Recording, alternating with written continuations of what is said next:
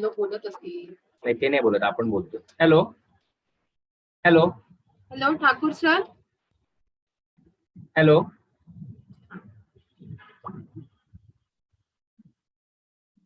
Share screen आपल्याला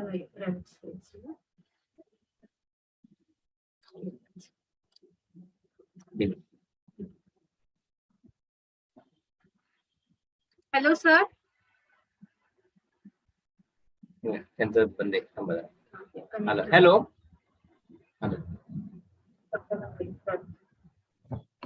hello. हा sir, तुम्हाला शेअर स्क्रीनचे राईट्स दिलेत सर. मी करतो. हो, तुम्ही तुमची प्रेझेंटेशन हे करू शकाल. हो. हॅलो.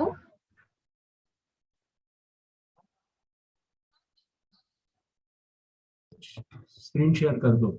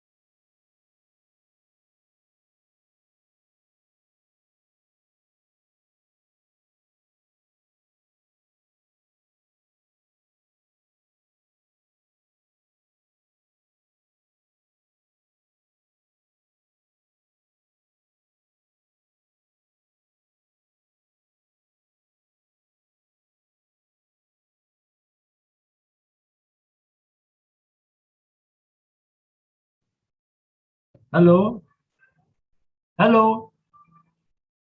हॅलो. हा yes sir. Hello yes sir. Screen दिसते का? हो दिसतीये सर, दिसतीये. Very good. Yes sir.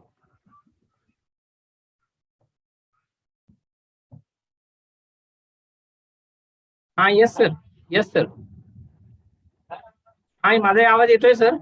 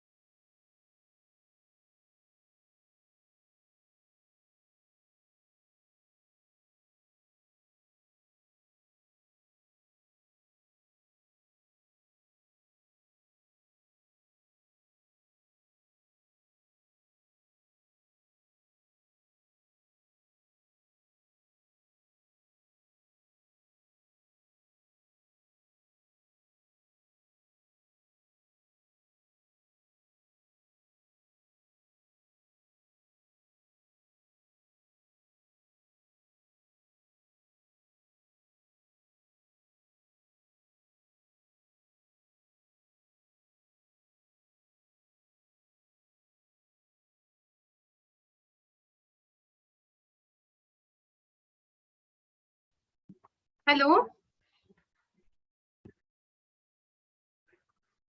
Hello sir.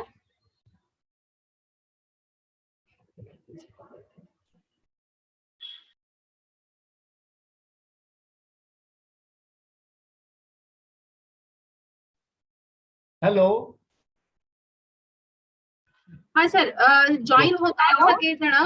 हो हो हो. हा, एक आपण एक्झॅक्ट 3 वाजता चालू करूया. हो येस शुअर.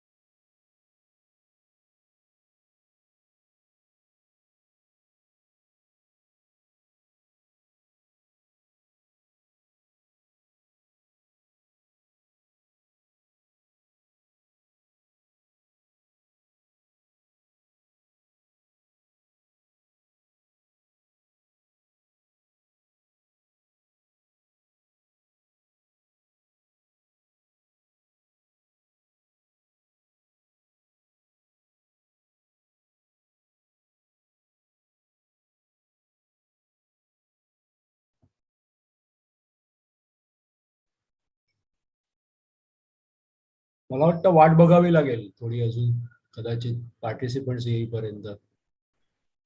तर सगळेजण युट्यूब वरनं जॉईन होत आहेत, झूमला कोणीच जॉईन नाही होणार आहे. होय का? हा, म्हणजे इथं फक्त 4च जण दिसणार आहेत. Okay okay. हा, बाकी सगळेजण युट्यूब वरनच जॉईन होणार आहेत. ओके, बरोबर. वाट बघावी लागेल. हरकत नाही, नो प्रॉब्लेम, तुम्ही म्हणाल तसं. तर सगळेजण युट्यूब वरनं जॉईन होत आहेत. Okay okay.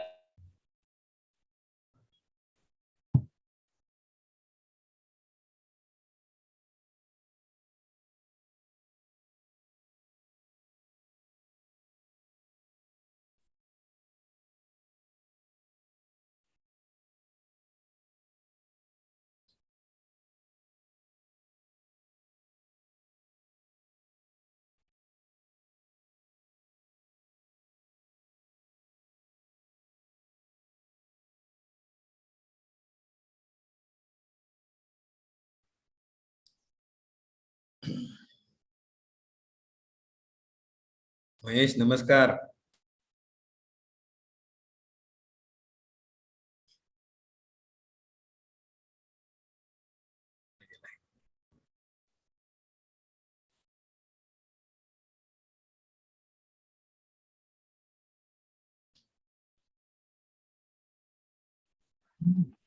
Mahesh sir. Mahesh, नमस्कार. नमस्कार, आफ्टर लॉंग टाइम. छान, बरं वाटतंय बघून. काय बरं वाटतंय बघून, छान. म्हणूनच मी सुप्रियाला म्हटलं निदान सरांना तोंड तरी दाखवतो. तुझ्यात काय बदल नाही झाला, आहे तसंच आहे पूर्वीसारखंच. Young and energetic. वा. आता काय सध्या मॅनेजमेंटच्या फील्ड मध्ये ना सध्या बरेच कॉलेजचा व्याप चालू आहे ना सगळा. हो, व्हेरी गुड व्हेरी गुड. त्यामुळे कोल्हापूर पुणे कसं काय जमतं? कोल्हापूरला फक्त विकेंड. आय सी, असं आहे का? Okay okay. हा, त्यामुळे बाकी सगळे दिवस पुण्यातच आहे. बर बर बर. अरे वा. मागच्या वेळी टिळकला तू होतास त्यावेळेला माझी चुकामुक झाली, मी येऊन गेलो. बर बर बर. हा, पण आपली भेट नाही झाली. हो, श्वासावरती होता ना परिसंवाद तेव्हा. हा, श्वासावर होता. आता पुढच्या वेळेला भेटूया, काहीतरी करूया. पुण्यात आलास की सांग. हो, नक्की. नाही, आम्ही इथं म्हणजे खरंच शाळेत आम्ही आहे, कर्वे रोडवर मी असतोच. मी उपरीकर, आम्ही काय, मी दोघं इकडे असतो.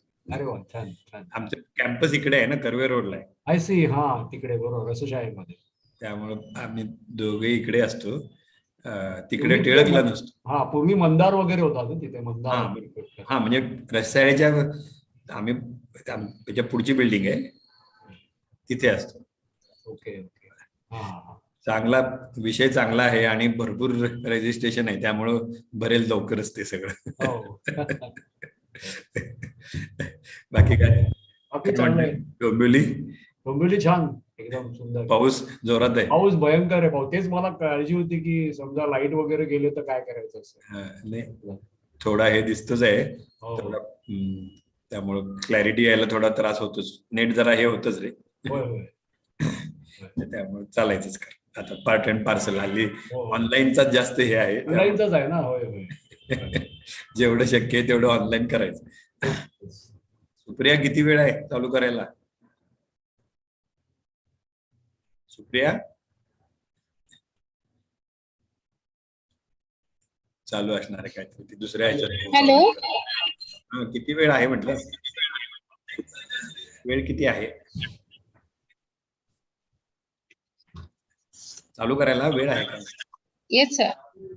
हॅलो. हा सर, आपण 3 वाजलेले आहेत, आपण स्टार्ट करूया. पार्टिसिपेंट जॉईन होत आहेत sir. Okay okay. I will mute myself. चालू ठेवतो. Yes, sir. Good afternoon all.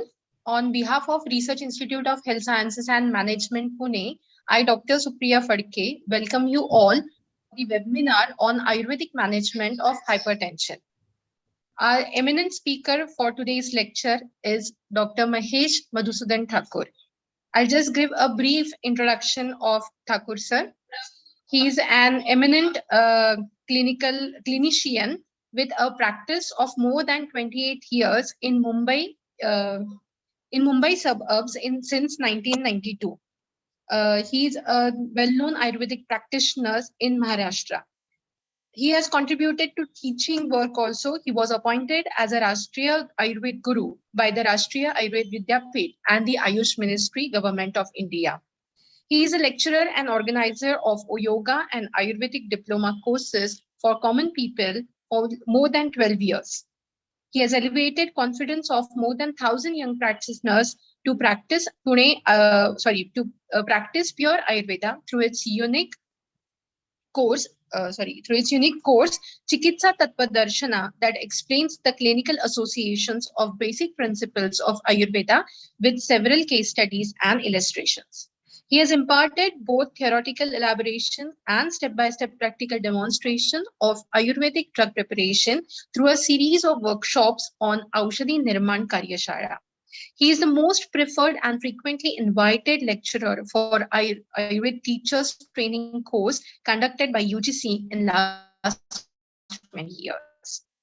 Sir has many national and international publications in scientific journals, magazines, and newspapers. He is a co-editor and editor of Yashasvi Chikitsa Yashodeep 79 Ayurveda Diary. He has also written a book on Haritaki with his research work for Ayurvedic practitioners. And also for common people, he has written a book on Introduction to Panchakarma.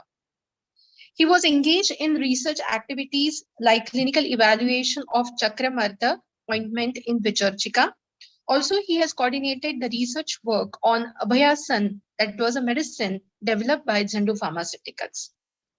His organizational work holds a record of conducting and comparing uninterrupted 108 monthly clinical meetings over a period of 10 years in Dombivli for Ayurveda practitioners.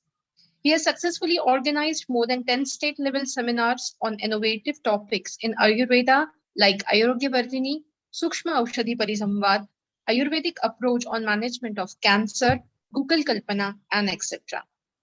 Strengthened Ayurveda Vyaspeed organization has an energetic and dynamic member, and he was active as vice president for Konkan division. He has delivered innumerable speeches on Ayurveda in seminars, conferences, study circle, workshops, and various other platforms at state, national, and international levels. Most appreciated for his insightful and percipient speeches on various untouched aspects of Ayurveda. He has actively participated in numerous research forums, symposia.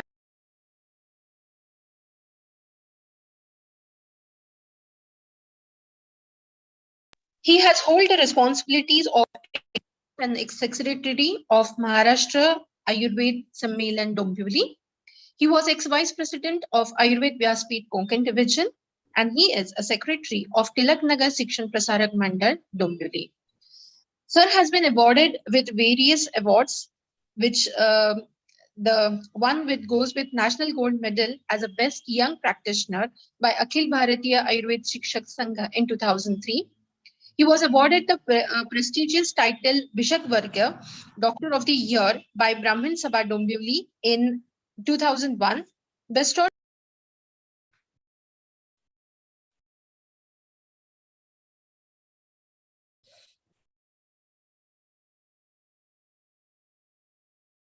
Thakur sir to please start with this.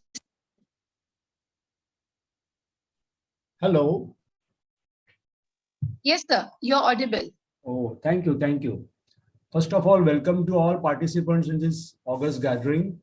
And I'm very much thankful to the Research Institute of Health Science and Management and my good old friend, convener of this whole idea, Dr. Atul Kapdi, and conductor and coordinator, Vaidya Supriya Fadke, for giving me this opportunity to share my views on hypertension, current understanding, and Ayurvedic perspective. So we feel confident with that the Ayurveda, we can deal with any different challenges of current healthcare problems. Especially we see the tremendous increase in the lifestyle disorders, and currently modern medical science is struggling to find cure for many of these disorders.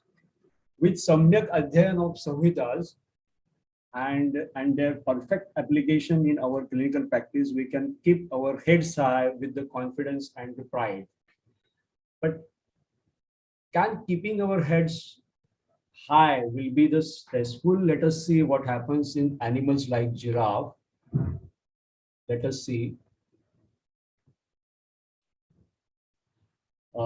What do giraffes do have with the high blood pressure? Scientists were very curious to know whether heart of giraffe has to pump a lot of to push the blood to the brain, which is about 14 to 15 feet high from the level of the heart.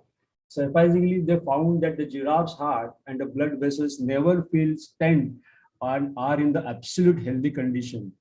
We don't know whether giraffe suffers from a stroke or a heart attack. Scientists are studying further, but let them do their research, and we'll move to the next slide. That is definition by JNC, Joint National Commission. And regarding hypertension, there is no specific definite term in the pathological terminology. In fact, hypertension is just a disease-like condition which is defined in numbers, and it is defined as for any person if the systolic blood pressure is above 140 and diastolic blood pressure is about 19 is termed as hypertension. This is decided by the guidelines given by JNC in 2014, and still it is not updated. That means these guidelines are still there and can be taken as surely as a guideline for still in 2022. So, but it is definitely we see what happens when the number changes. Does it really impact the clinical condition of a patient? Can this is probably result in labeling swastha person with a disease condition? We will see. Let us move to the next slide. As per the latest guidelines released in the 2017, so can we say that if the BP is there and patient is swastha, then why should we call him as a hypertensive? So let us see the definition as we go along with the, and as we decided that we are talking on hypertension, that comes definitely from modern science. So let us see some inputs of modern science first, and then we'll go to the Ayurvedic perspective of it. And the guidelines released in the 2017 by American Heart Association, AHA, and American College of Cardiology, the medical organizers which regularly collect the clinical data, translate scientific evidences into clinical practice guidelines with the recommendations to improve the cardiovascular health. And a new definition of hypertension in which with the systolic blood pressure is above 130 and diastolic blood pressure is above 80 of 80 mm is considered as a patient as a hypertensive. But is it a game of numbers? Yes, but it is for the some reason that AHA, that is American Heart Association, and American College of Cardiology have stated that with the change in the limits, about 14% more people would be diagnosed as hypertensive. However, the objective of this change is to preemptively motivate the people to adopt a healthy lifestyle. So just this is scaring people that you will have a pre-hypertension, or you may get hypertension in future, to adopt a healthy lifestyle to avoid risk of cardiovascular diseases. As you can see, only 1.9% of this newly diagnosed with the hypertension would require some or other anti-hypertensive drug, but majority would be recommended lifestyle interventions like increased physical activity, regular exercise, and dietary habits as well. So we will see the algorithm or protocol of ideal approach of managing hypertension after few slides, and also discuss the impact of lifestyle changes on the blood pressure. But let us see the mechanism of blood pressure. Blood pressure is the force exerted by the blood flow on the walls of the blood vessels. It is simply the product of cardiac output and a volume of blood pumped out of the heart in one contraction, and peripheral resistance. The resistance of arteries against the blood flow, which is the peripheral resistance. The cardiac output is result by the blood volume per stroke and the heart rate. The cardiac output is known as a result of blood volume per stroke and a heart rate. And peripheral resistance depends on the flexibility and strength of the walls of the blood vessels.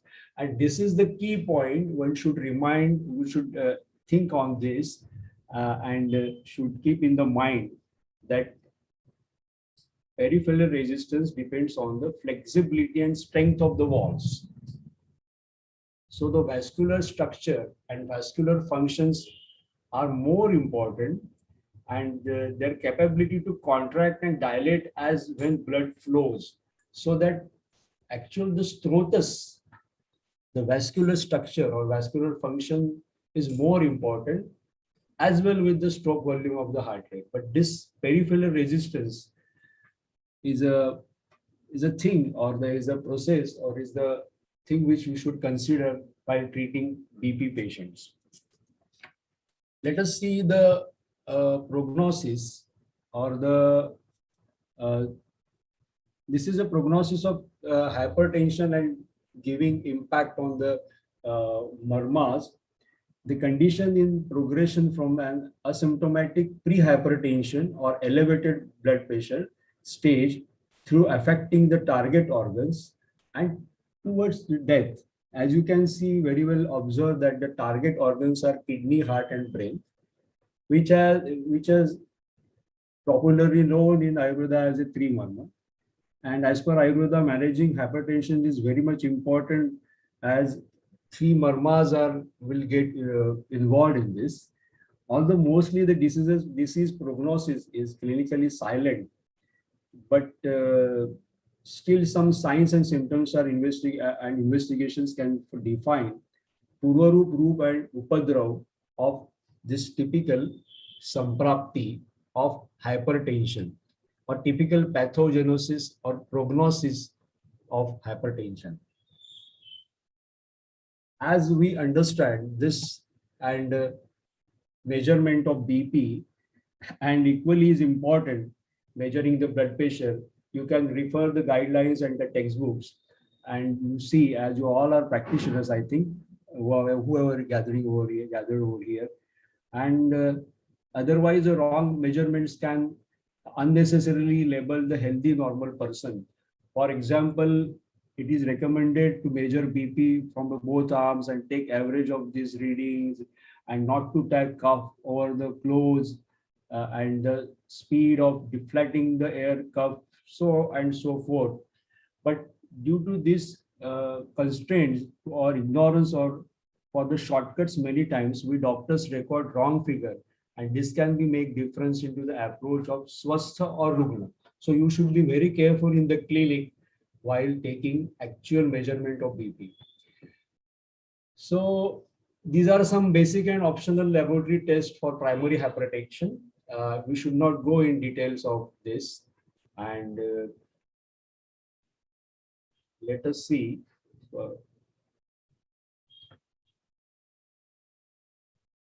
So these are the things with these some important tests to be taken care and should be given to patients.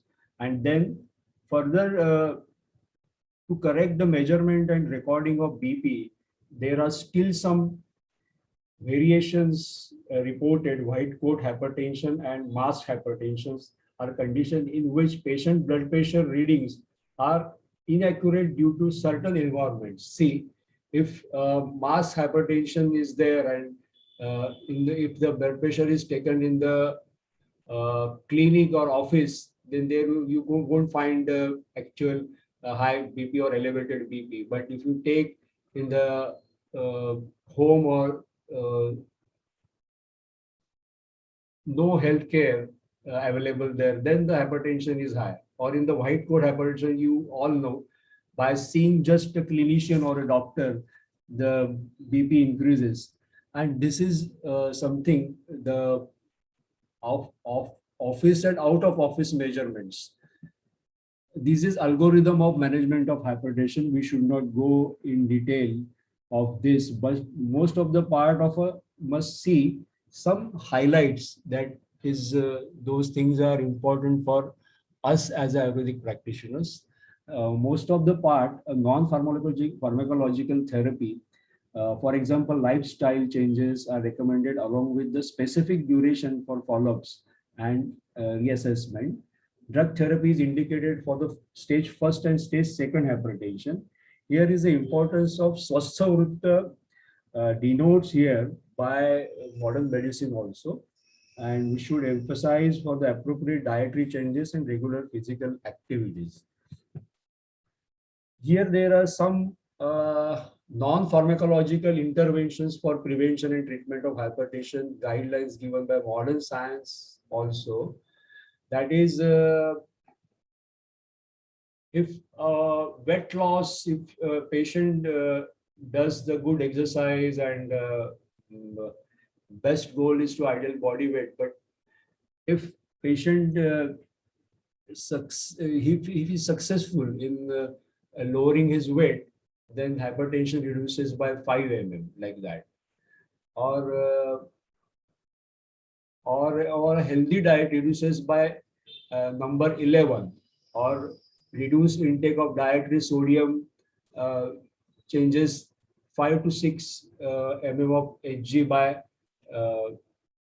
in a few weeks. So by doing this also can achieve this type of results. So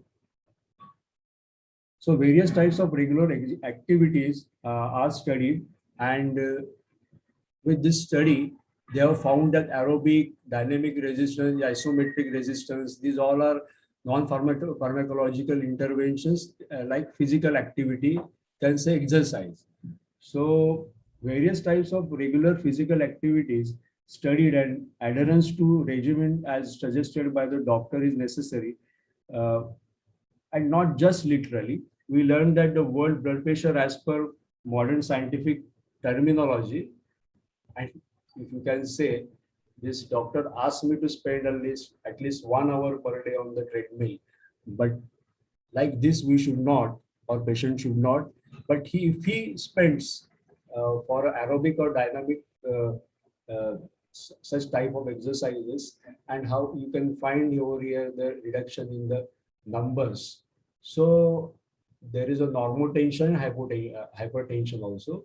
Normally also in the normal BP you can find this 2 mm of Hg reduction in the measurements, and here 4 mm, like that.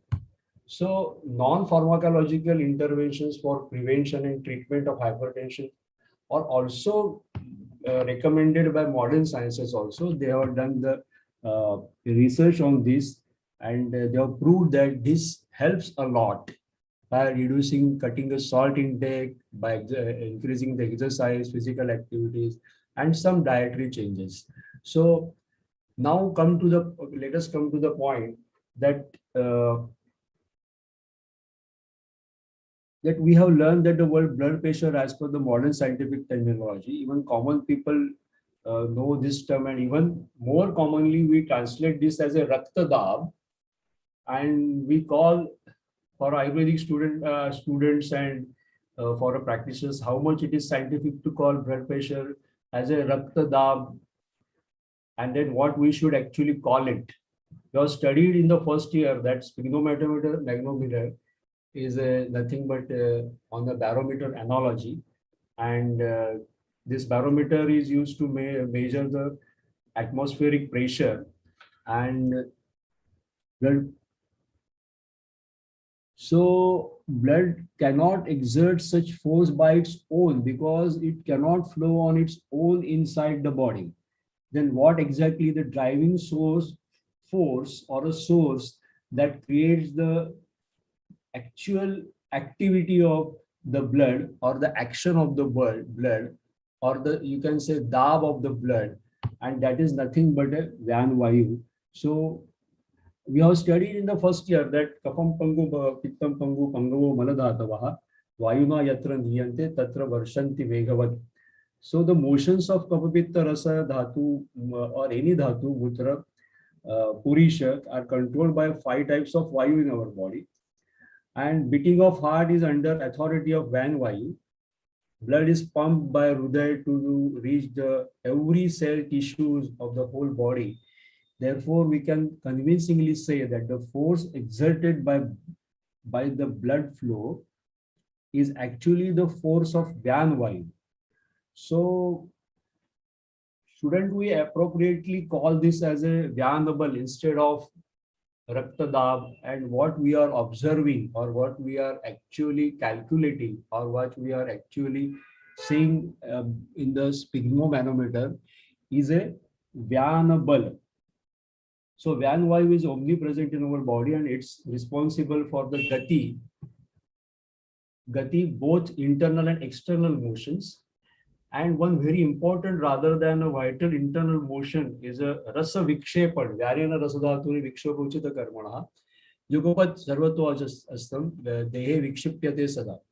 So that vikshepan, rasadhatus vikshepan, and rasa is not to be considered as a rasa rakta over here.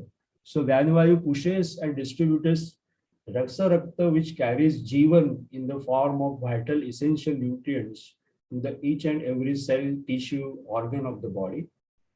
The organ which pumps Rasa Rakta to entire body is known as Hriday, and it is under control of Vyan Vayu as described over here. So Hriday and Rasa Vahini Moolasthana of Pranava is a Pranava Srotas. And Pranavana Srutasam Hriday Moolam Mahasrutascha. So apart from Hriday, Prana resides in the Dasha Pranayatanani, the 10 vital places. So Dasha Eva Ayatanani Ahu, Pranaha Yeshu Pratishtita, Shankho Marmatayam Kanto, Raktam Shukra Ojasi Gudam. So Rakta is also a site of Pranvayu, and including this. So as we see the link, Dhyan controls the pumping action of Hriday, and Hriday and Rasavahini are also Moolasthana of Prana, and the Rasavahini carries the Rasa Rakta, and Rakta is one of the important ayatana of Pran. Now we know that importance of Dhyan and Pran, and let us understand the importance of Rakta Dhatu now. So there are two components, Pran and Vyan, to be considered in this particular Samprapti of hypertension. So let us see the actual Rakta Dhatu. Acharya Sushruta has beautifully, how can we see and all experience all the 5 Mahabhutas in Rakta. The Visragandha of Rakta is due to Prithvi Mahabhut and so on, Dravata by Jala Mahabhut, Raga by Tej Mahabhut. Spandan you can see due to Vayu, and Laguda due to Akash. All these gunas indicate the right mix of 5 Mahabhutas and expected to be balanced at the stage of homeostasis for the best quality and optimum function of Rakta Dhatu. When any of these gunas either increases or decreases, it indicates the dearrangement of quality of Rakta Dhatu. For example, if Davatva increases, the blood becomes more viscous, and which means more pressure is required to pump into the body, which means increases the blood pressure. And this, if the increases in Raga, it indicates increase in Teja Mahabhuta, which increases overall Tikshnata of Rakta Dhatu. So if the Tej increases, the Tikshnata of Rakta Dhatu will increase, Tikshna Guna in the Rakta Dhatu will increase. And if Jala Mahabhuta decreases, then the viscosity or the Prithvi Mahabhuta will increase, and this requires more pumping. Vyana requires more pumping, or the Hriday requires more pumping to give necessary blood to the body. So therefore, imbalance in these gunas indicates Rakta Dushti, and let us understand the causes of Rakta Dushti in considering our today's subject. So these are the Raktadushti hetus, and especially here some hetus are in a bold format or in a different color. You can see that Lavanaksharamle Katuhu, Sura Sovirkascha, Viruddhanam, and the most important is Dravasnigdha Gurunicha. So here Acharya Charka has elaborated the causes of Raktadushti in chapter of Vidhi Shuniti Adhyay, and you can notice many of these causative factors are Tikshna Drava and Snigdha Guru. So Drava Snigdha Guru Nicha. In nutshell, it is said by Charkacharya that you just see the vitiation or the increased in a Drava Snigdha Guru Gun. So you should concentrate while taking history of patients that whether these Drava Snigdha Guru Gunas are increased or not due to intake of such foods. So Drava Snigdha Guru Gun, and in the next slide, see Vidahini Annopanani Sigidha Ushna Dravanicha.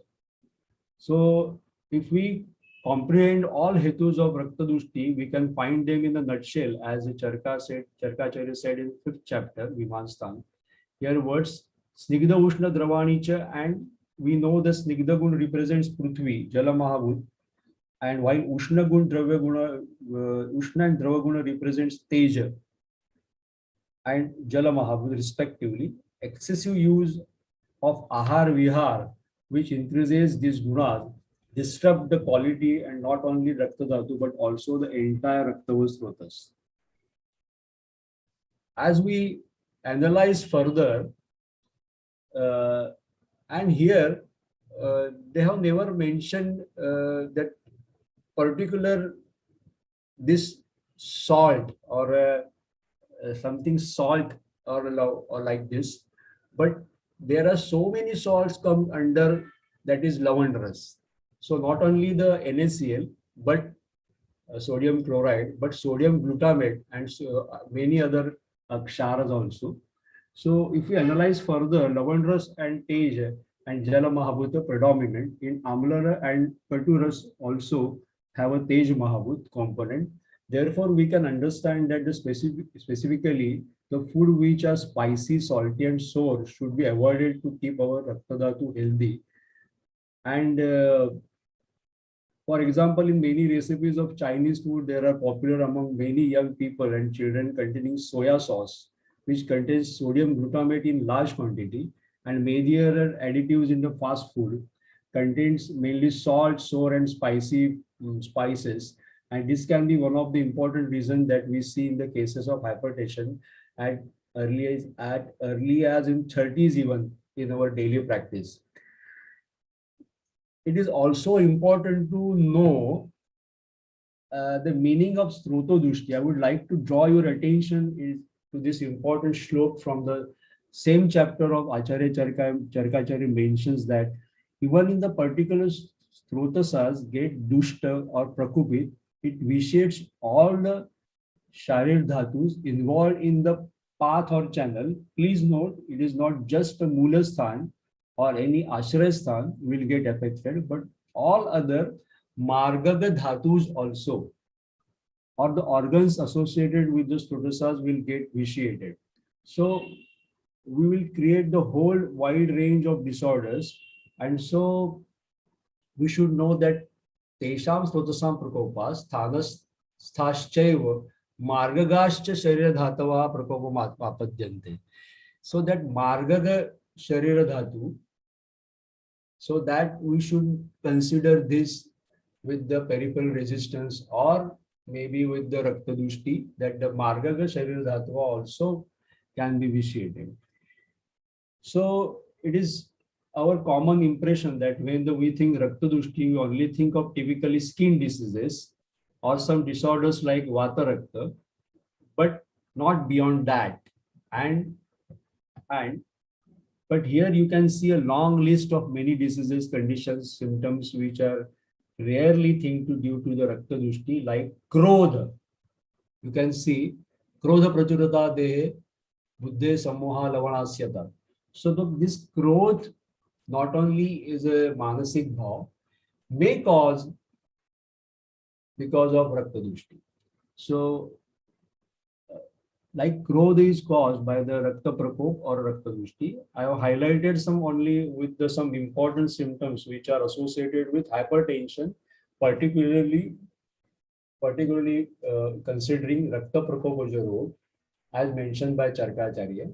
Tasya Sonitaja Roga Prajayante Pruthak Vidaha. In particular, this rog, Santapashati Dorbalyam, Shirasascharup, Klamaha, Krodha Prachurata, Buddhe, Sammoha, Svedaha, Tandraha, this irritability, headache, fatigue, sweating, anger, confusion, tiredness, these all are symptoms of typically which we call symptoms of today's our hypertension. So that's why it's a very much important to understand how many Margaka Dhatus are vitiated. That's why we need to understand the role of Rakta Dushti in hypertension. So regarding this, considering this, I am just putting this for your interest that the first one Pramilaka is mentioned in Ashtanga Sangraha, and you can see the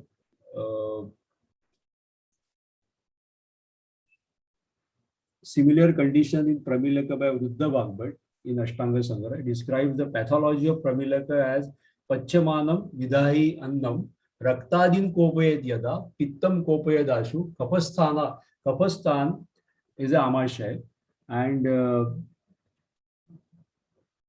this further extracts our Pitta dosha from Kapasthana and vitiate them immediately, this Pachamanam Vidahi Annam, and this travels into the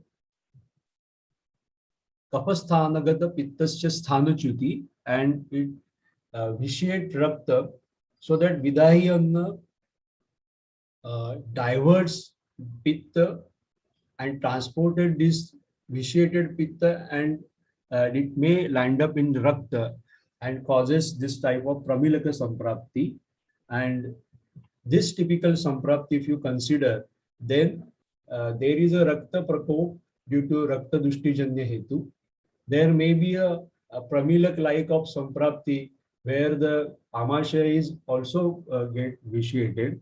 Some Vidahi Apachamanam, Vidahi Anna, Raktadisha Kopay type of Samprapti, like in Amla Pitta.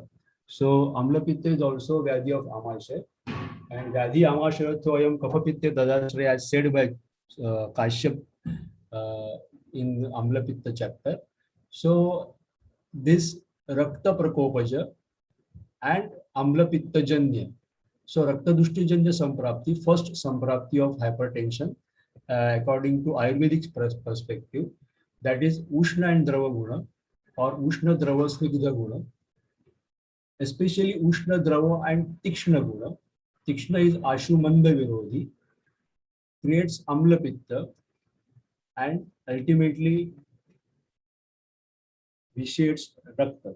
So this type of Samprapti or from Amashay to Koshtha to Shakha type of Samprapti is a first type of Samprapti. And Nidan Sevan of Snigdha Ushna Drava, when continuously over the period of time, the Rakta Dushti reaches the limits and vitiates Pitta initially in the Annavastrotas, causing symptoms like Amla Pitta, and finally it extracts Pitta from various places and erupts as a Rakta Pitta Dushti from any stotas nearby, and it can erupt through the skin or skin disorders or form of Udva Marga or Adho Marga. When this eruption is in the Madhyam Marga, it affects various marmas like Shiro, Hridaya or Basti. Hypertension is likely the eruption of Rakta Pitta Dushti through Madhyam Marga, resulting in manifestation of various symptoms such as headache, irritability, confusion, sudden fatigue, and so on.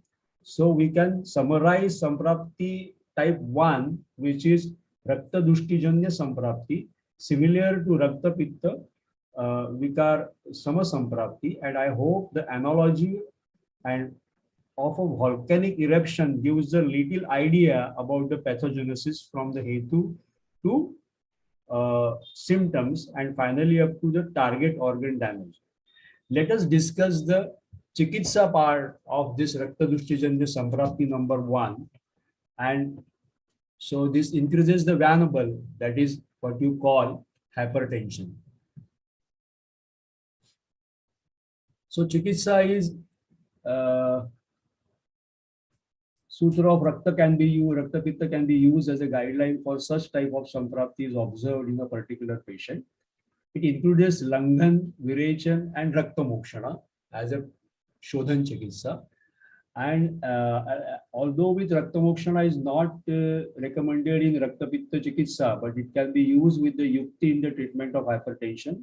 It relieves the symptoms immediately as by letting the blood out.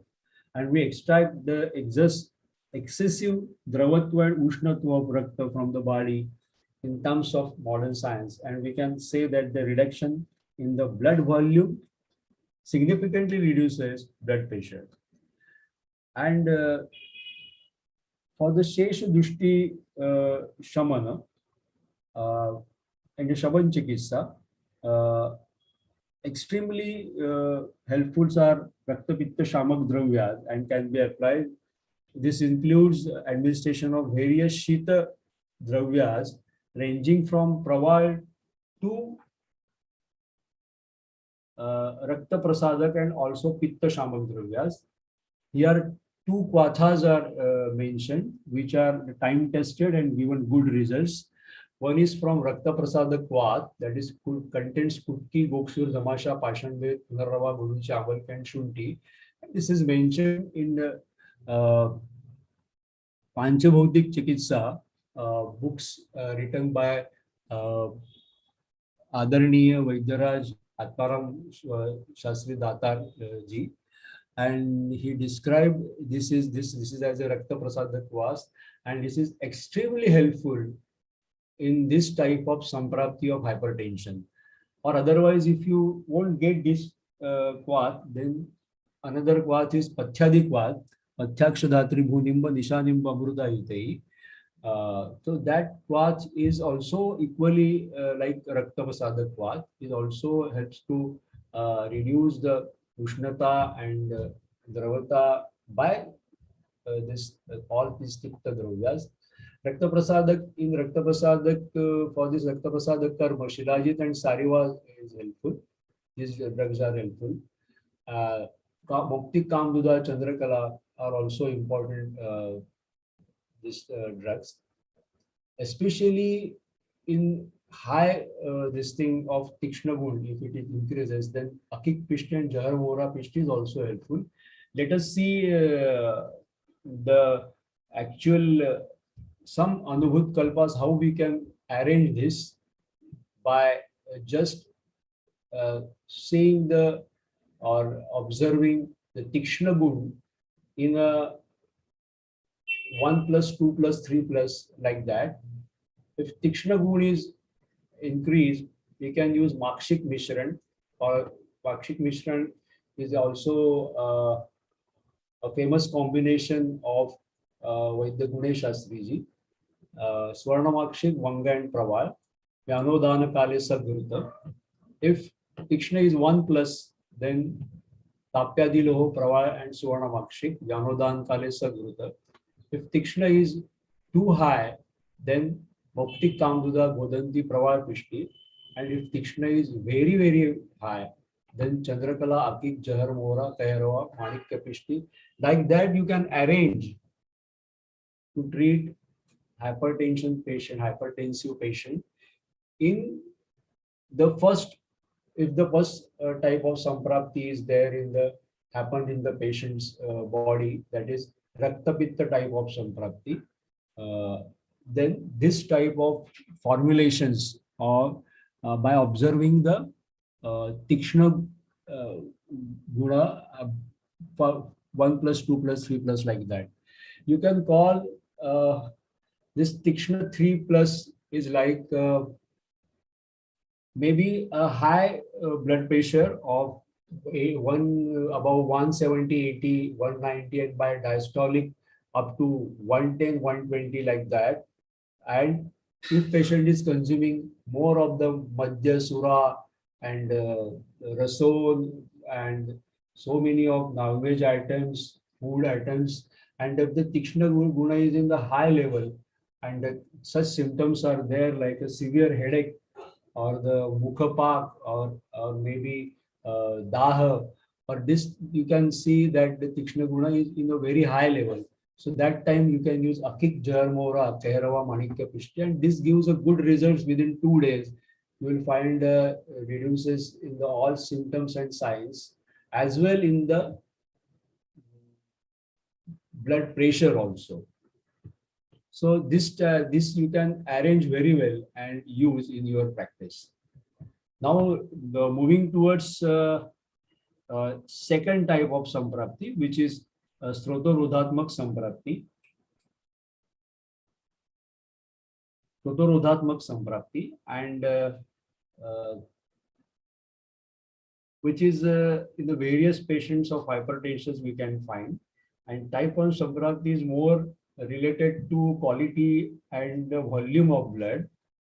See, type 1 samprapti, that is of Rakta Pittavata samprapti, is more related to quality and volume of the blood. Now this is second type of samprapti, is more close to vascular impediment and peripheral resistance.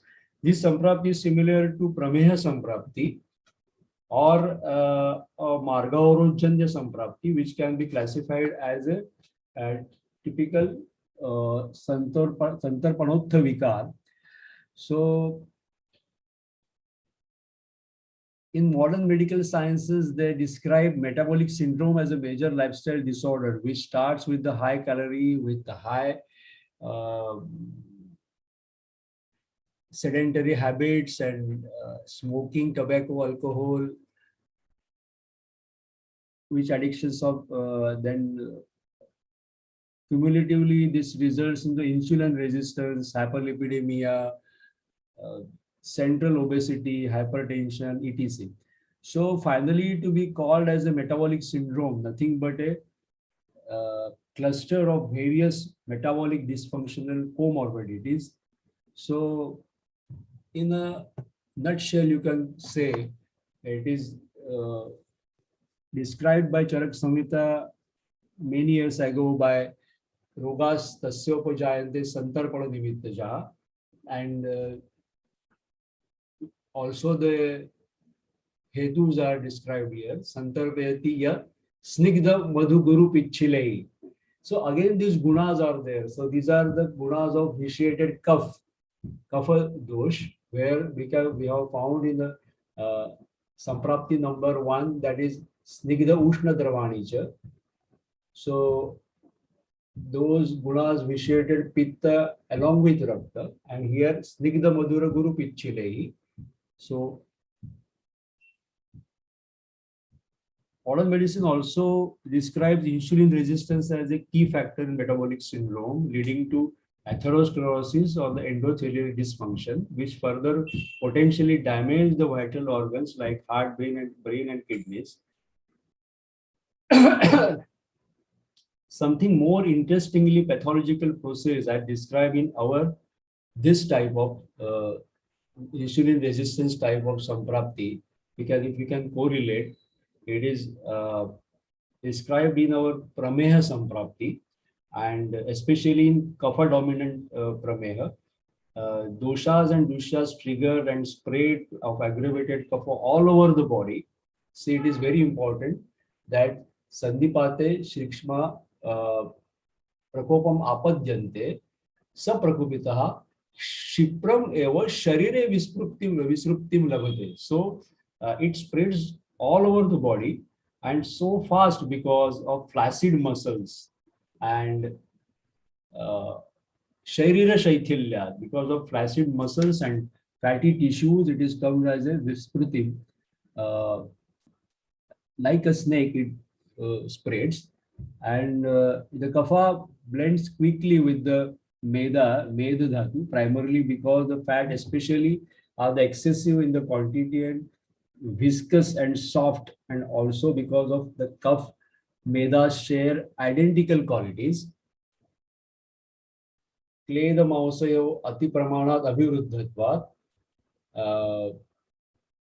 and मेदसश्चैव बहु अबद्धत्वात् मेदसश्च गुणैः समान गुण भूयिष्ठत्वात् they share identical qualities. So as kapha itself is vitiated, and this samprapti, this pathogenesis happened, and the liquid dhatus like body get further vitiated and transferred into the mutra, vrika, basti, and are at the two ends of channels carrying the urine, and opening of these channels get obstructed by meda and kleda. So that vitiated kapha obstructs all openings in these channels, and this results into the manifestation of prameya, and this we can consider as a samprapti number 2 in the Margavrojjanya samprapti, where snigdha guna vruddhi and causes kapha vruddhi because of kapha is a snigdha, pitchila, and sthana gunatva, it starts its accumulating in the inside the walls of blood,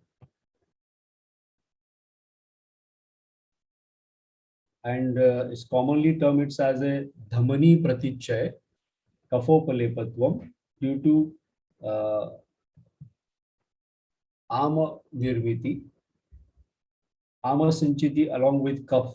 There is a margavrod, and this obviously creates obstruction into the blood flow, resulting vyana bala vruddhi. So this is a second type of samprapti, and to treat this again, this type of patients are also in a good number of which we have labeled them as a hypertension, and so again this is a game of numbers. If you give coming to the question, is the hypertension is just a game of numbers? Can we say that the controlling blood pressure, we treat insulin resistance or metabolic syndrome? There is no answer in the modern medicine or a particular medicines which can eradicate or reduces metabolic syndrome or insulin resistance. No such medicines for metabolic syndrome. Hypertensive drugs like atenolol or amlodipine bring down the BP in the normal range. But does that mean these drugs reduces atherosclerosis or endothelial dysfunction? Or if this patient stops taking the medicine, what happens? Again, the few days BP goes high. Sometimes it shoots up dramatically. That's why I do advise patient to take these medicines lifelong. And similar way, if you give sarpagandha, what happens? It also the plant which symptomatically reduces BP, but in no way it eliminates the Srotorodjanya samprapti. Sarpagandha is considered as a must-have ingredient in most of Ayurvedic marketed products. But as said, beyond just lowering the number, this herb doesn't help in addressing the root cause of hypertension. So giving atenolol or giving sarpagandha is the same story. This is my view. Giving sarpagandha is like atenolol. So not just a symptom that indicated by numbers, but Stotorodhatmak samprapti is mostly observed in the patients who are obese or diabetic or have hyperlipidemia. And in this such patient, the aim of the treatment must be to eliminate the obstruction and to clear the channels and to treat the peripheral resistance. And this requires Sroto Vishodhan Chikitsa. Hence, the protocol of non-pharmacological treatment is most important, and therefore they should be advised for Langhan, regular Abhyanga, Ruksha Udvardhanam, Vyayam, and periodic Shodhan Upakrams like Vaman and Virejan. So this should be done, especially Ruksha Udvardhan helps to reduce the peripheral resistance in such cases. Udvardhanam kafaharam vedasaha paravilayanam. Like that, you know that Udvardhan helps to reduce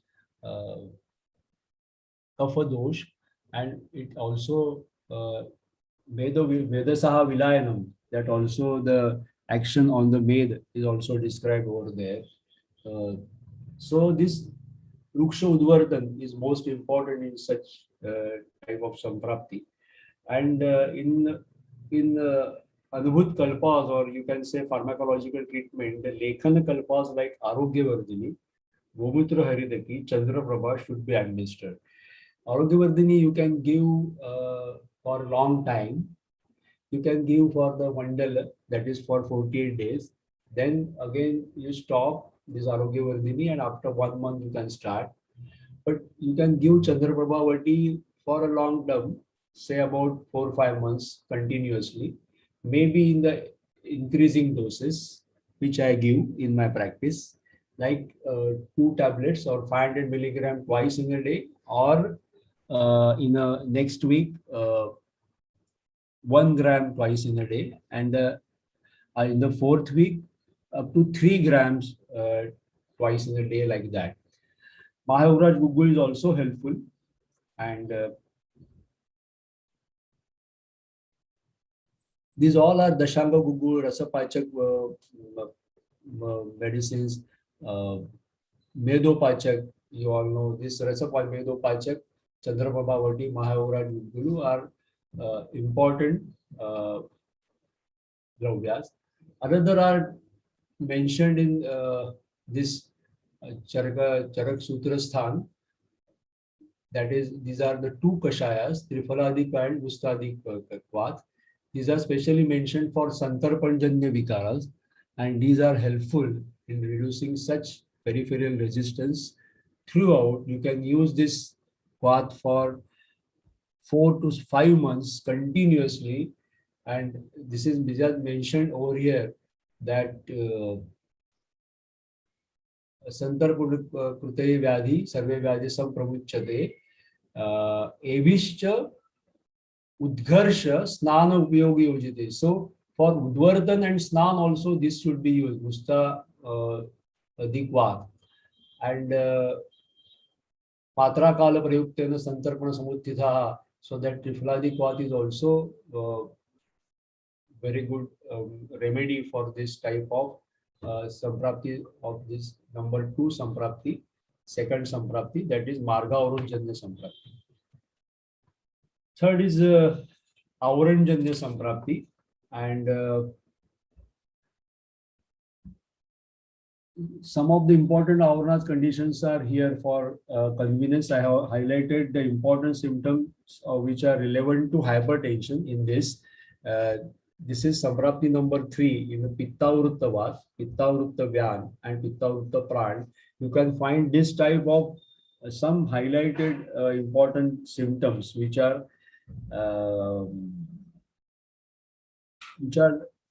gives similarity to which gives you the idea of some similarity with the symptoms of the patients who have where the blood pressure is increased, like Shula Brahma and Sarvanga Daha, Klamaga, Santapa, Murcha, Brahma.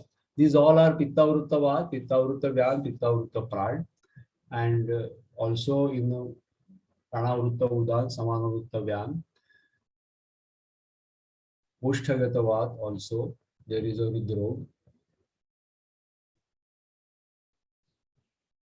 In this Avruttavad Chikitsa, Gudashunkhi Nasya is helpful. Chikitsa is aimed as a Vatanuloman, in simple words, to channelize the Vata to its normal course.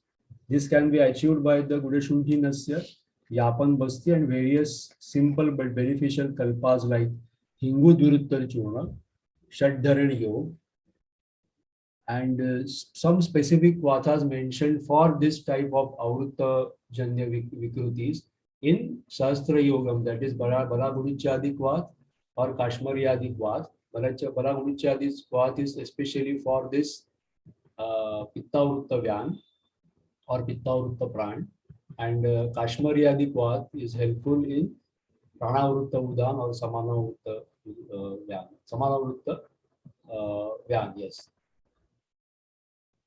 Dhatri Haridra Mustadi Vat is also mentioned in Sahasra Yogam and in a Vatarakta Adhyay, and these are very effective. These Vatarakta medicines mentioned in Vatarakta Adhyay, even this Avrutta type of Sampraptis are mentioned in Vatarakta Adhyay only in the Nidan chapter. So this Kashmariya Balaguduchad and Dhatri Mustadi Vat or a Triphala Vat, these Vats are important to treat such Avrutta Vat entities, and Hinguduruttar Shadharan Yog to achieve the Vatanuloman. Yapana Bastaya Prayo Madhura Sanuvasana, so that Yapana Bastis are ultimate solution for this Avruttavad Chikitsa. And in such condition, you must use this in Avruttavad Samprapti of hypertensive patient. This type of symptoms you have to find out in the patients, and you can label by saying the Vata Vruddhi symptoms, and you can very well correlate with this third type of Samprapti, that is Auranjanya Samprapti, and you can use this medications or the treatment protocol to treat Avruttava Chikitsa.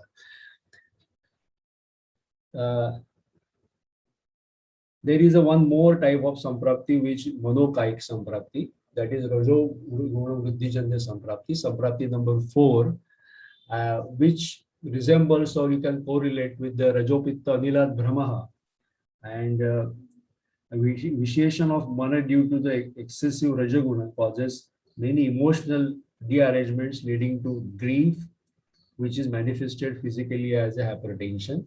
So Dvesha, Trishna, Ahankar, Mada, Logo, Matsarya, Vishya, Sakti can ultimately leads towards the Dukkha, and this is due to many times due to Rajaguna Vruddhi.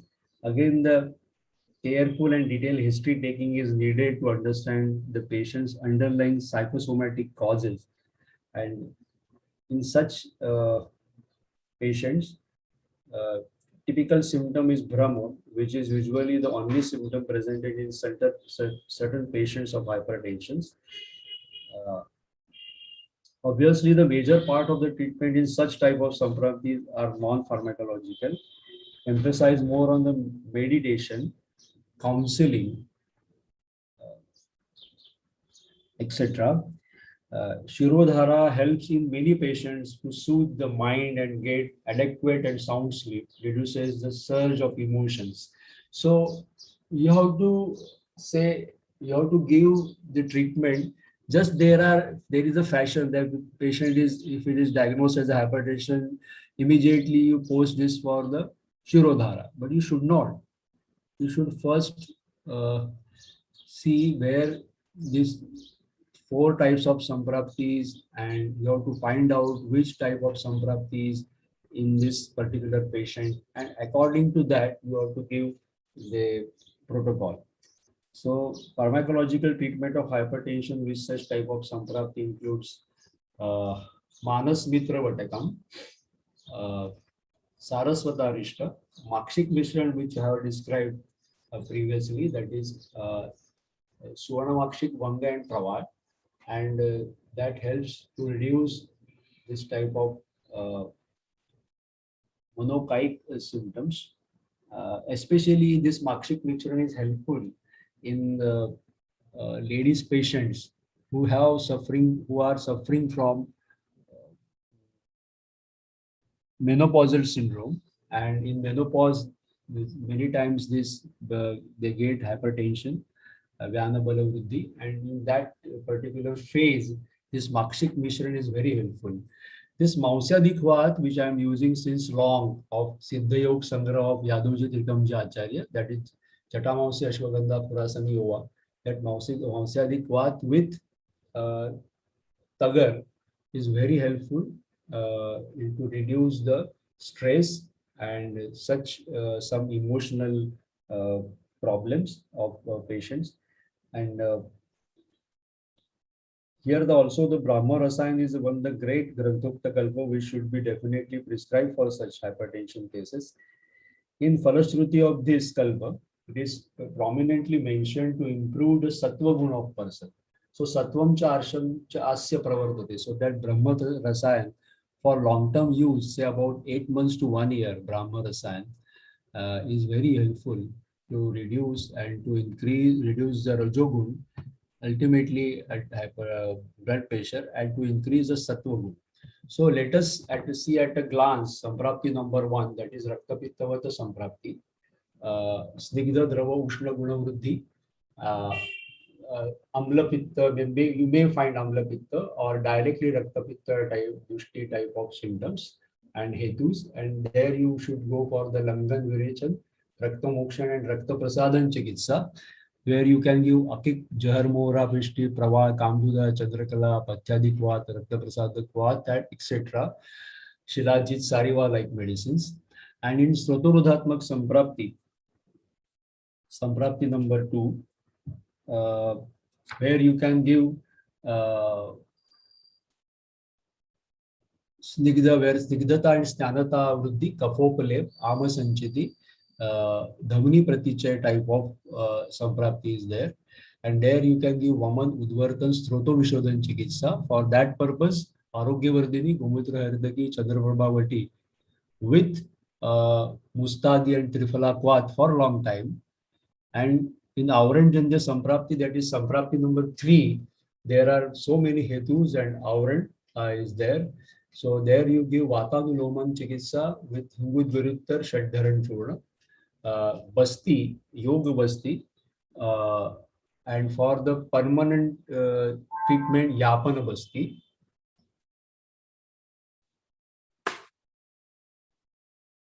Yapana Basti. In Rajo Guna Vruddhijanya Samprapti, that is Samprapti number 4, Dhyana Dharanadi Upakram and Shirodhara.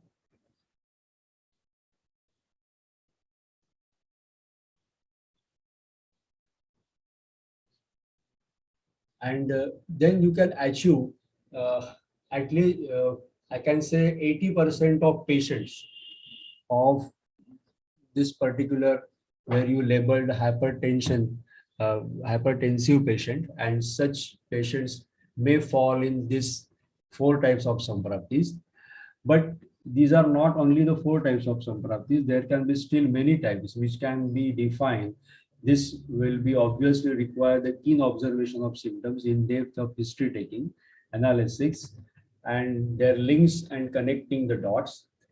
Handling, so there can be Samprapti number 5, 6, 7, 8, but this 4 Samprapti thought processes will take care entire maybe 80% of or 90% of patients of hypertension.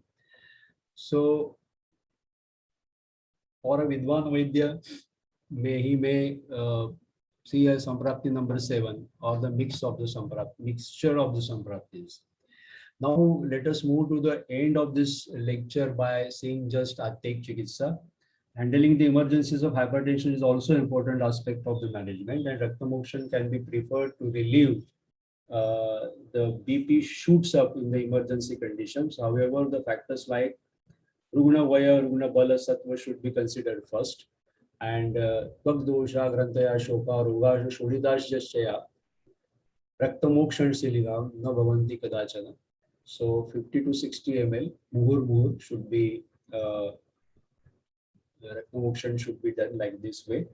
And another important karma can be Basti as well, or Marma Palanartha, and to be protected especially from Vata, as a Vata is a prime factor or cause of the aggravation of Pitta and Kapha, and also it is important for the Marma Palan, and it is the best managed by Basti. There is no treatment better than Basti to protect the Marmas.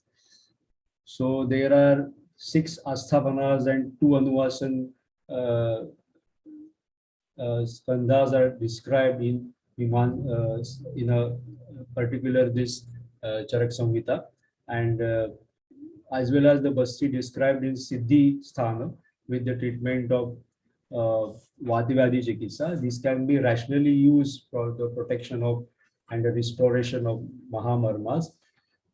In certain patients where Raktamokshan is not possible and where the BP shoots up is a moderate and not very alarming, these kalpas can be administered, such as Swara Sutshekar with Pravaya Pishti, Anupan Ardhak Swaras with Madhu, Muhur Muhur Lehan, or Chandrakala Moktik Pravaya Pishti in Vasa Swaras, Muhur Muhur Lehan. That's type of two formulas you can use as a Ayurvedic Chikitsa.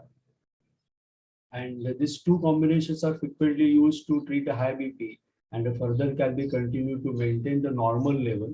The effects of these combinations can be seen within a few minutes of administration. And like modern medicine, there is no risk of hypotension in giving such kalpas as a anubhut remedies in such to control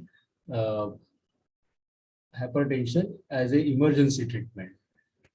So thank you very much and wish you all the best for your patient hearing in the this rainy afternoon. So most people travel to see the world while few simply decide to open their eyes.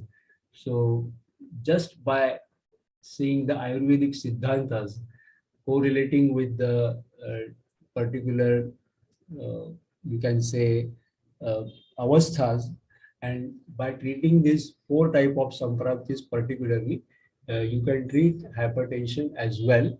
Thank you very much. Thank you, sir, for the session. Now the platform is open for question and answer. Okay, sir, I have one question initially to start with. That is, what is the Ayurvedic thought process and management for hypertensive retinopathy? Oh, hypertensive retinopathy, the best medicine is Vasanta Kusumakar Ras.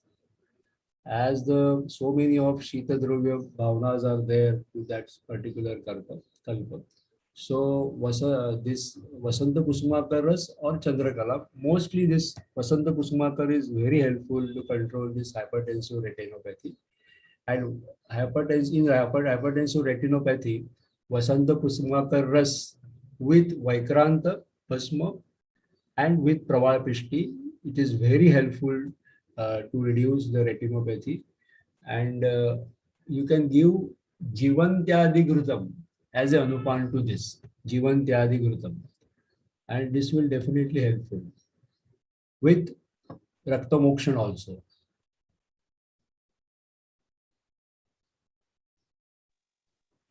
So the next question is coming up that instead of, if we don't have Jaloka for Raktamokshan, can we go for Siravedhan? Yeah, sure. Why not? Why not? Yeah, sure. We should go.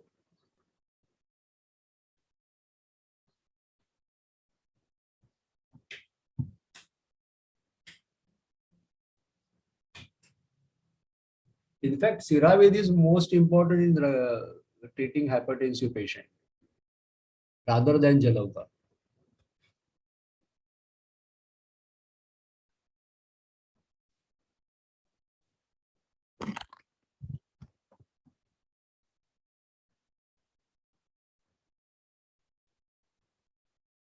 So just wait, there's two participants are posting. In between, I'll just get yesterday's questions, which I have already sent to you.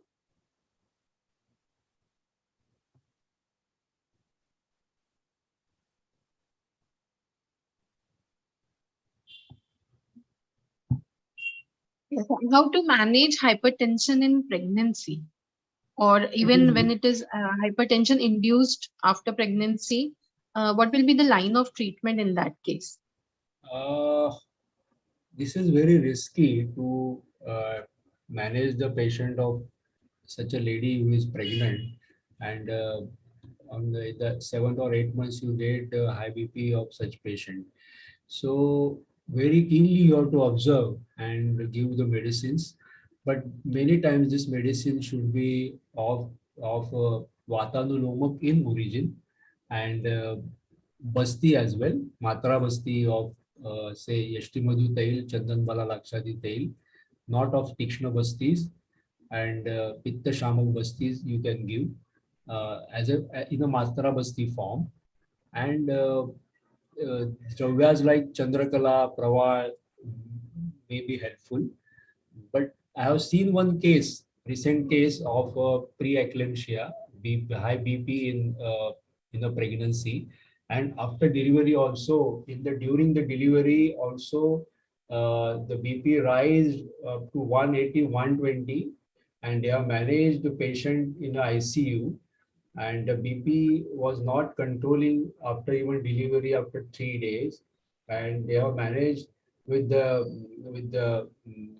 say the level of magnesium, level of sodium they have corrected, and they have managed that BP with the 3 days. But after that, they have prescribed 4 antihypertensive drugs to her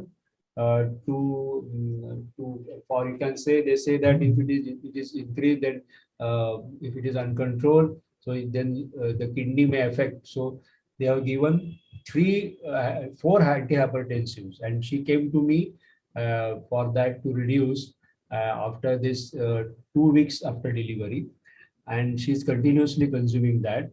And within 2 weeks, we have reduced to zero hypertensive drug, antihypertensive drug, with the help of Matra Basti and Rakta Prasadak treatment. That is Suvarna Sudshekar with Praval, Vodanti, Sariva, with Rakta Pachak Yog, and with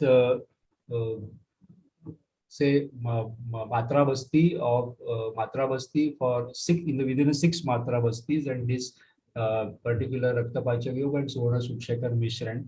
This patient got relief with zero antihypertensive drug within 2 weeks.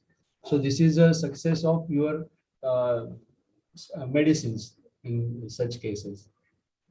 So you have to see for the particular samprapti of, see why I given this Suvarna Sudshekar, Praval, and all this type of treatment, which this patient falls in the first type of samprapti, which is Rakta Dushtijan.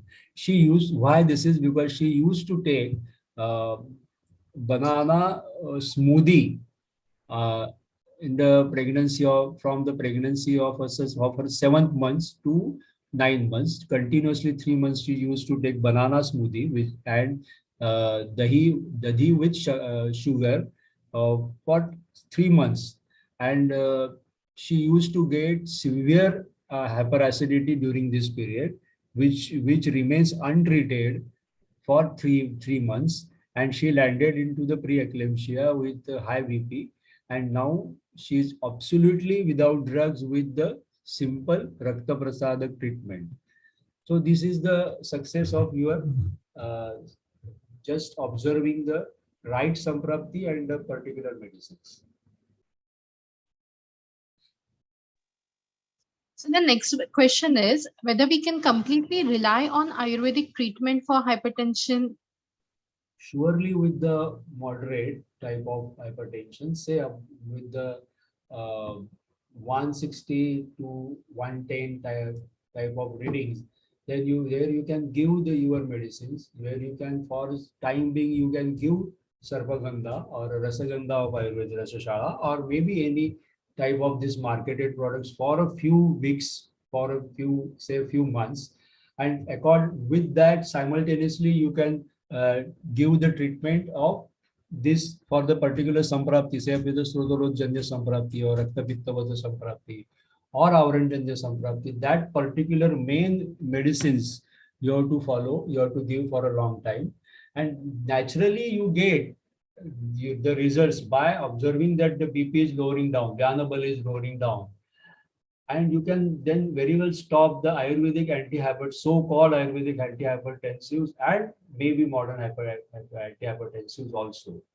But you have to be very patient, and you have to give treatment for at least, for any of this samprapti, you have to give treatment for at least 8 months. Then only you will get result.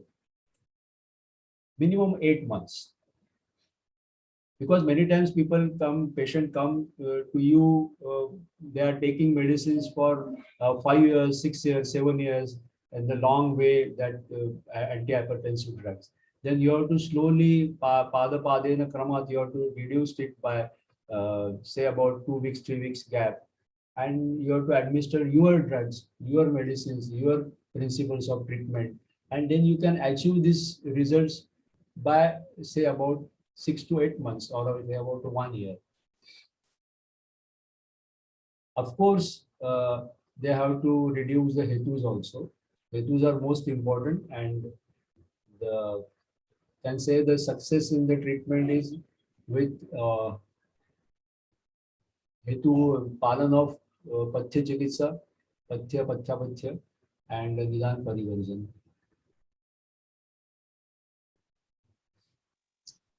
So the question is followed with your previous pregnancy-induced hypertension that you have told that the patient took banana smoothie.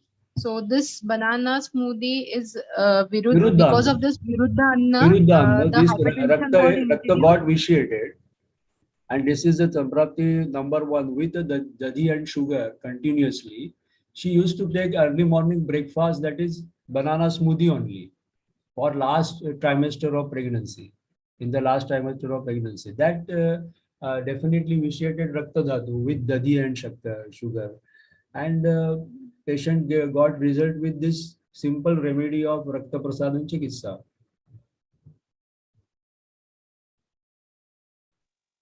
So while giving panchakarma in for basti, what type of dravyas can be considered in hypertension? And as I told you, that simple yoga basti is you can give, that can also give results. That is Sarchar Tel Nuvasan Basti and Dashmul Kwat Neuro Basti, simple yoga basti treatment. And to eradicate, total eradication of Avruttavat, if you consider, then you have to give Yapan Basti only.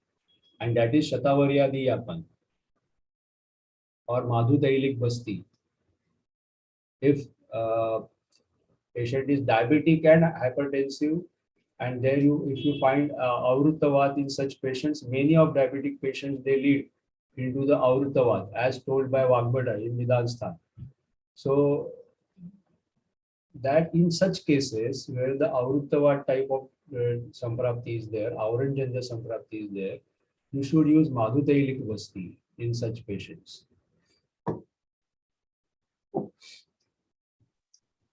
So the next question is like that. The patient is having the systolic BP around 150 and the diastolic BP is 50 mm of Hg.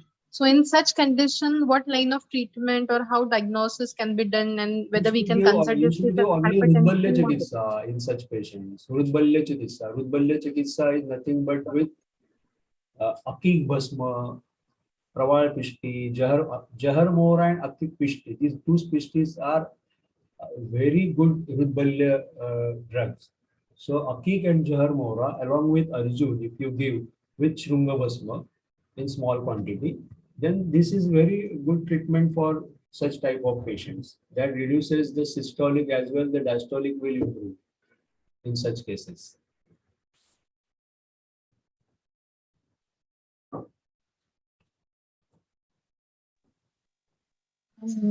Sir, in if the patient is having any anatomical defect and because of which the hypertension is induced, then in such cases, how we can go for an Ayurvedic management? See, these patients comes under the secondary hypertension, right?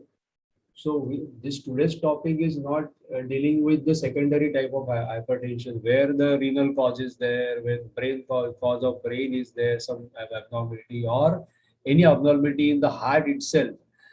That requires another type of treatment. So that doesn't fall in today's our presentation. This is about the primary hypertension. This is not about the secondary hypertension. So in these anatomical problems, like say the valvular problems, if valvular problems are there, then you may need surgery in such cases. So we are not dealing with this. Actually, is this present our this presentation? Sure, sir. Definitely, we will go for the secondary hypertension causes. in our next lecture, sir. So another question that is coming up: how to deal with the drug addict patients, like those who are having alcohol consumption or smoking, and because of which later on the hypertension is induced, but the patient still continues on alcohol or smoking. In such cases, how we can go for Ayurvedic? If you are an able counselor, you have that confidence that you can counsel the patient properly, then only you can treat such patients. But to reduce this type of habits of tobacco chewing or cigarette smoking or alcohol consumption, you need a good counselor, that's all. There is no such drug. I don't know even any medicine is helpful for that. People are using Shigru Churna for such habits, but I have not experience of that such patients. You should treat this such patients by referring to such patient to a good counselor.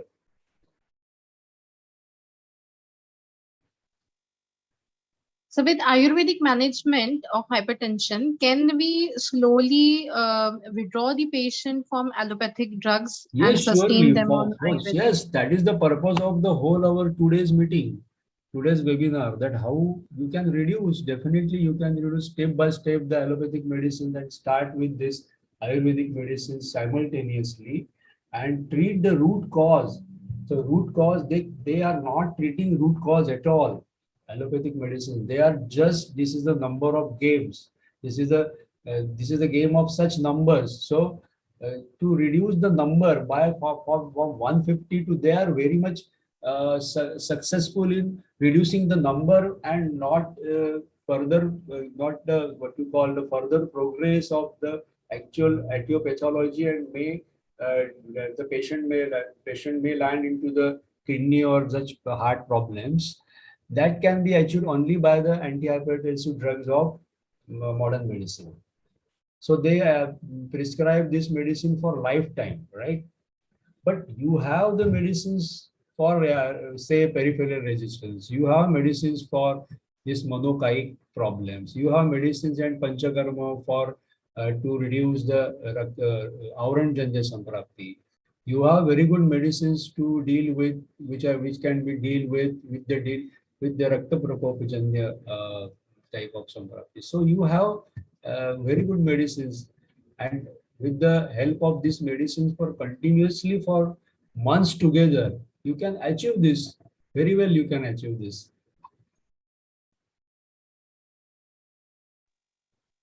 So the next question is, can you throw some light on arrhythmia or missing beats associated with long-term hypertension? I see. Arrhythmia. Yeah. Arrhythmia is again prana vikruti, and here you can give this Suvarna Sukshekhar with Akik and Jahar Mohra Pishti, and this helps a lot in arrhythmias. Akik, Jahar Mohra, of even Panna Pishti is useful, and with Arjun and Suvarna Sukshekhar. This type of mixtures are helpful in arrhythmias. With Hruday Basti also of Pitta Shamak, Vata, Pitta Vata Shamak Dravyas, these arrhythmias can be under control.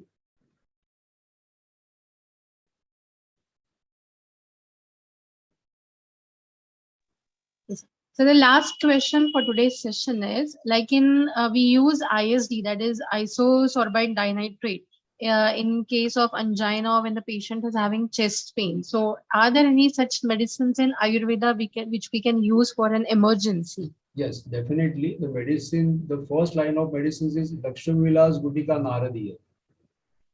This helps like isosorbide dinitrate, and slow and steady intake of Lakshmivilas Gutika with honey and with Nimbu Swaras, or you just give to chew that this particular Lakshmivilas Gutika Naradiya.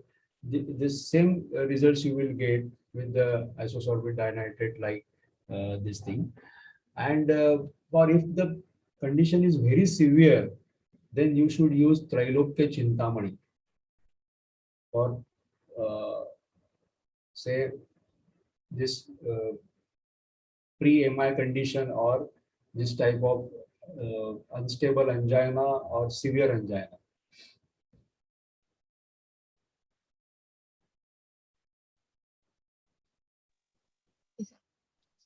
Thank you so much, sir.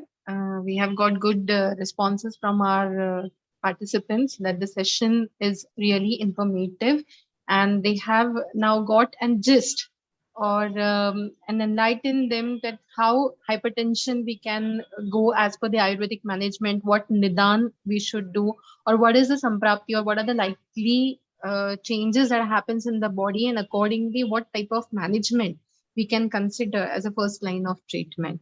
So on behalf of all the participants and Research Institute of Health Sciences and Management, I thank you for this wonderful and informative session. Thank you very much. Definitely, we look to forward for the next. Organizers and participants.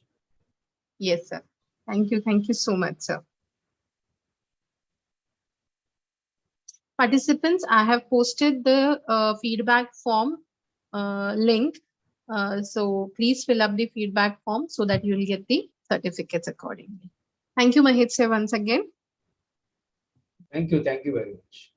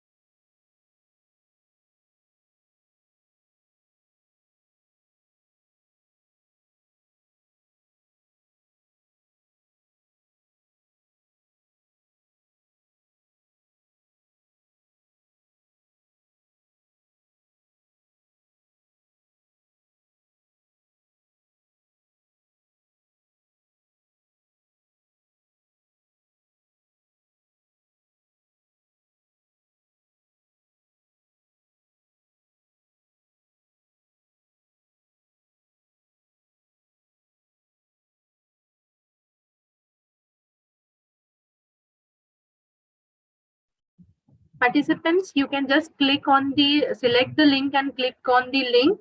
You will be able to fill up the feedback forms.